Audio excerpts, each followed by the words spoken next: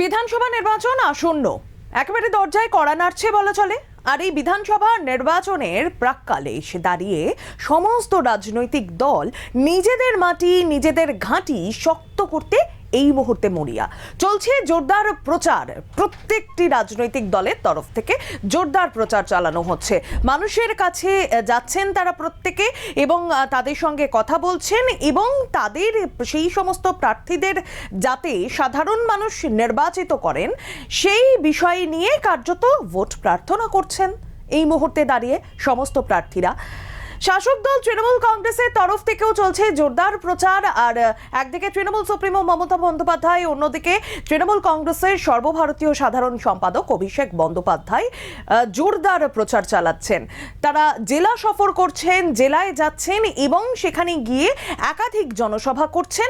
সাধারণ মানুষের পাশে থাকার বার্তা যেমন দেওয়া হচ্ছে একদিকে তৃণমূল সুপ্রিমোর তরফ থেকে, অন্যদিকে অভিষেক বন্দ্যোপাধ্যায়ের তরফ থেকে, সেই সঙ্গে কার্যত বারবার কেন্দ্র এবং কমিশনকে একযোগে নিশানা করতেও শোনা যাচ্ছে ইতিমধ্যেই।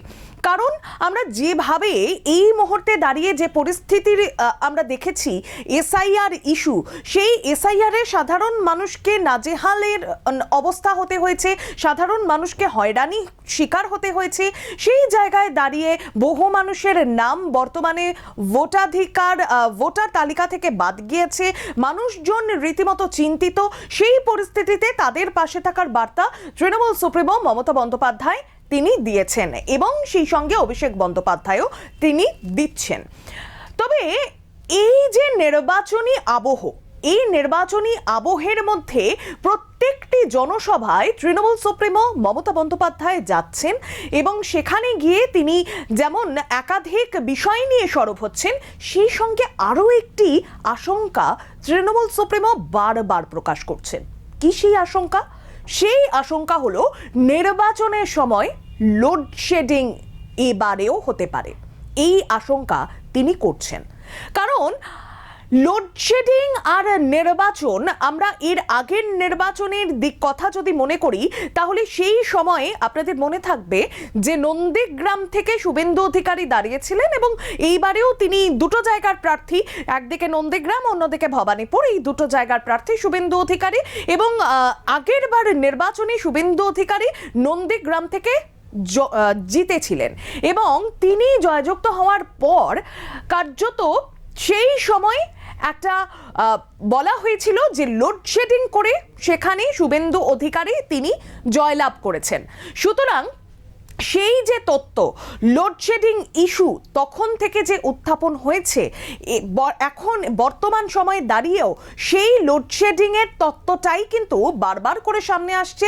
আর এর মধ্যে আমরা একাধিকবার শুনেছি সাধারণ মানুষ থেকে শুরু করে বিভিন্ন সময় রাজনৈতিক মহলেও এই কথা বারবার উঠে এসেছে, যেখানে শুভেন্দু অধিকারীকে লোডশেডিং বিরোধী দলনেতা এই কথা বলে আখ্যা দেওয়া হয়েছে। সেই কথা আমরা বারবার শুনেছি এবং তৃণমূল সুপ্রিমো মমতা বন্দ্যোপাধ্যায় তিনি আজ মালদায় রয়েছেন এবং মালদায় তার একাধিক কর্মসূচি দিনভর আমরা দেখেছি। সেই কর্মসূচিগুলো থেকে, সেই সভা মঞ্চ থেকে কার্যত মমতা বন্দ্যোপাধ্যায় বারবার একটাই কথা বলেছেন এবং বলা চলে যে দলীয় সমস্ত যারা যারা রয়েছেন কর্মী সমর্থক তাদের প্রত্যেককে তিনি সাবধান বাণী দিয়েছেন, সতর্ক করেছেন যে গণনার আগে অর্থাৎ 23শে এপ্রিল এবং 29শে এপ্রিল নির্বাচন আমরা জানি এবং 4 তারিখ রয়েছে গণনা, ভোটের ফল প্রকাশ। সেই গণনার আগের দিন রাতে প্রত্যেককে জেগে থাকার বার্তা তৃণমূল সুপ্রিমো তিনি দিয়েছেন, কারণ লোডশেডিং হতে পারে এবারেও। এই আশঙ্কা প্রকাশ করছেন বারবার তৃণমূল সুপ্রিমো মমতা বন্দ্যোপাধ্যায়। এবারেও লোডশেডিং করে ভোটে জিতে যাওয়ার একটা সম্ভাবনা থাকছে, সেই আশঙ্কায় তৃণমূল সুপ্রিমো মমতা বন্দ্যোপাধ্যায় বারবার প্রকাশ করছেন, যার জন্য একদিকে যেমন কেন্দ্র কমিশনকে নিশানা প্রত্যেকটা সভামঞ্চ থেকে মমতা বন্দ্যোপাধ্যায়কে করতে শোনা যাচ্ছে এবং সেই সঙ্গেও কিন্তু এই লোডশেডিং হতে পারে এবারের নির্বাচনেও গণনার আগের দিন, সেই